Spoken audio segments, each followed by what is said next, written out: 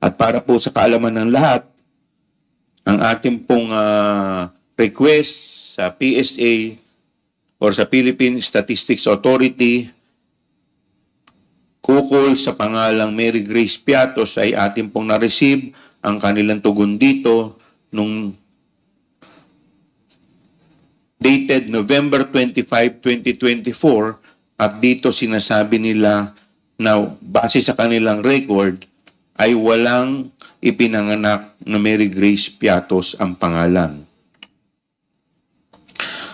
Alinsunod dito, tayo po ay sumulat upang isumite ang 677 pang pangalan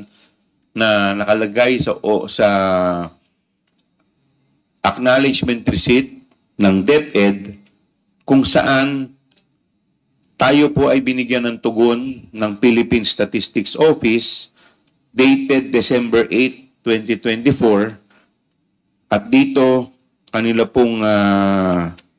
sinasabi na out of 677 individuals, 405 ay walang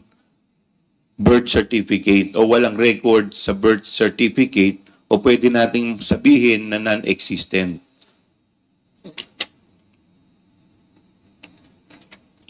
So, nandito po ang